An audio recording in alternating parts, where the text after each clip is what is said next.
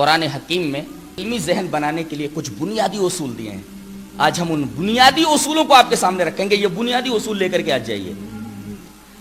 پہلا بنیادی اصول علمی ذہن بنانے کے لیے اللہ تبارک و تعالی نے قرآن میں یہ بیان فرمایا ہے کہ کوئی بھی دعویٰ بغیر ثبوت کے نہ قبول کیا جائے. ہاتھو برہانکم ان کنتم صادقین. اگر تم اپنے دعوے میں سچے ہو تو دعوے کا پروف لاؤ, دعوے کا ثبوت لاؤ. کوئی بھی دعویٰ بغیر دلیل کے نہ قبول کیا جائے. یہ قرآن حکیم علمی ذہن بنانے کے لیے ایک بنیادی اصول بتاتا ہے. کتنا جاندار اصول ہے کہ کوئی بات تم تک پہنچے فوراً تسلیم نہ کر لو, بلکہ کہنے والے سے اس کی دلیل مانگو. ہاتھو برہانکم ان کنتم صادقین. کوئی بھی دعویٰ بغیر ثبوت کے نہ قبول کیا جائے. قرآن حکیم علمی ذہن بنانے کے لیے اس بنیادی اصول سے یہ بتانا چاہ رہا ہے کہ تم تقلید اور جمود نہیں بلکہ تحقیق کے میدان میں اترو. تحقیق ہی علم کے راستے کھولتا ہے, علم کے دروازے وا کرتا ہے. پہلا اصول, کوئی بھی دعویٰ بغیر ثبوت کے نہ قبول کیا جائے. کوئی بات بولی جائے تو دلیل کا مطالبہ کیا جائے. یہ کہاں ہے؟ قرآن میں ہے, حدیث میں ہے, یا دنیا کی کوئی بات ہو, کس فلسفر نے کہا ہے, کس سائنٹسٹ نے کہا ہے, وغیرہ وغیرہ. دوسرا اصول کہ جہاں یقین آ جائے وہاں گمان کو مسترد کر دیا جائے. کتنی عمدہ بات کہی گئی ہے.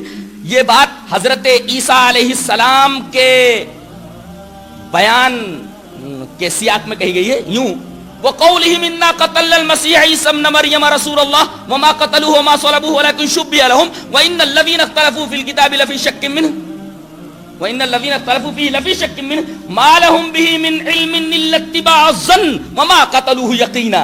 آپ دیکھ رہے ہیں کہ ظن کے مقابلے میں یقین کو لایا گیا ہے. کہ یہودیوں کا یہ قول دیکھو کہ وہ کہتے ہیں کہ ہم نے مسیح ابن مریم کو قتل کر دیا ہے. لوگ اس بارے میں مختلف ہیں. اب قرآن حکیم بولتا ہے ما لہم بہ من علم, ان کے پاس علم یقینی نہیں ہے, الا اتباع الظن, سوائے گمان کی پیروی کے. وما قتلوہ یقینا, یقیناً انہوں نے حضرت عیسیٰ علیہ السلام کو قتل نہیں کیا ہے, انہیں سولی نہیں دے سکے ہیں. یہ آیت کریمہ بتا رہی ہے کہ جب یقین آ جائے تو یقین کے مقابلے میں گمان کو مسترد کر دیا جائے. کتنی عمدہ بات کہی ہے. کہا جاتا ہے کہ ہمارے پاس بھی دلیل ہے. اچھا کیا دلیل ہے آپ کے پاس؟ آپ کے پاس سینے پر ہاتھ باندھنے کی دلیل ہے, تو ہمارے پاس ناف کے نیچے ہاتھ باندھنے کی دلیل ہے. اچھا آپ کے پاس آمین بالجہر کی دلیل ہے, تو ہمارے پاس آمین دھیرے سے بولنے کی دلیل ہے. ارے کون کہہ رہا ہے کہ تیرے پاس دلیل نہیں ہے؟ لیکن ہمارے پاس جو دلیل ہے وہ یقین کے درجے میں ہے, تیرے دلیل میں ضعف ہے. اور قرآن حکیم خود کہہ رہا ہے کہ یقین جب آ جائے تو گمان کو لات مار دیا جائے, گمان کو مسترد کر دیا جائے. اگر حدیث صحیح آ جائے تو حدیث صحیح کے مقابلے میں دلیل ضعیف کو, حدیث ضعیف کو مسترد کر دیا جائے. یہ قرآن حکیم کا بیان ہے, قرآن حکیم کا حکم ہے. اب یہاں حدیث صحیح موجود ہوتی ہے, ضعیف حدیث کے اوپر عمل کرتے رہتے, کہتے ہیں ہمارے پاس بھی دلیل ہے. واہ بھائی واہ, اللہ, ہمارے پاس بھی دلیل ہے. قرآن حکیم بولتا ہے جب یقین آ جائے تو گمان کو لات مار دیا جائے, گمان کو مسترد کر دیا جائے. ما لہم بہ من علم الا اتباع الظن, ان کے پاس یقین نہیں ہے سوائے گمان کی پیروی کے. یعنی یقین آ جائے تو گمان کو مسترد کر دیا جائے. یہ دوسرا اصول ہے. تیسرا اصول قرآن حکیم میں بتا رہا ہے علمی ذہن بنانے کے لیے کہ محسوس چیزوں میں مشاہدہ اور تجربہ کا مطالبہ کیا جائے. بڑی ہی عمدہ بات ہے, بڑی ہی عمدہ بات ہے. محسوس چیزوں میں, جو چیزیں محسوس ہوتی ہیں, دکھائی دیتی ہیں, محسوس چیزوں میں مشاہدہ کا اور تجربے کا مطالبہ کیا جائے. محسوس چیز کے بارے میں کوئی کچھ بول رہا ہو تو آپ اس سے یہ کہیں کہ آپ کو مشاہدہ ہے, اس کا آپ نے دیکھا ہے اپنی آنکھوں سے, آپ کو تجربہ ہے, لیب میں لے جا کر کے آپ نے تجربہ کیا, ایکسپریمنٹ کیے ہیں آپ نے. اس سلسلے میں قرآن حکیم نے ایک بڑی پیاری دلیل دی ہے. میرا خیال ہے کہ یہ ٹکڑا پورے ڈاروینزم کا رد ہے. ڈاروین کے بارے میں آپ جو کچھ پڑھیں گے اس کے رد میں یہ آیت کریمہ, بلکہ آیت کریمہ کے یہ ٹکڑا پورے ڈاروینزم کے رد کے لیے کافی ہے. ڈاروین کیا کہتا ہے کہ ایک جاندار کیڑا مختلف مدارج طے کرتے ہوئے بندر کی حالت میں آیا، بندر بن گیا، اور بندر نے مختلف مدارج طے کرنے کے بعد انسانیت کا قالب اختیار کر لیا.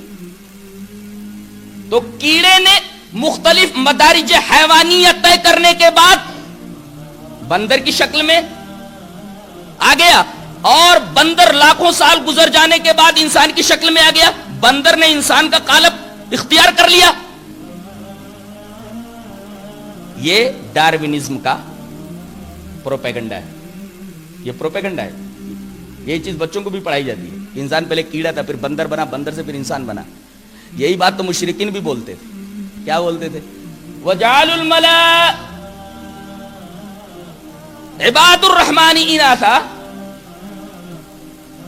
مشرکین یہ کہتے ہیں کہ ملائکہ یہ اللہ کی بیٹیاں ہیں، ملائکہ اللہ کی بیٹیاں ہیں، مؤنث ہیں. یہ اب اللہ فرما رہا ہے ان کے اس عقیدے، ان کے اس خیال کے رد میں، تم کہتے ہو کہ ملائکہ اللہ کی بیٹیاں ہیں یا مؤنث ہیں، یہ اللہ کے بندے ہیں، مؤنث نہیں ہیں، مذکر ہیں. یہ عباد الرحمن، عباد الرحمن ہیں. یہ تم کہتے ہو کہ یہ لڑکیاں ہیں.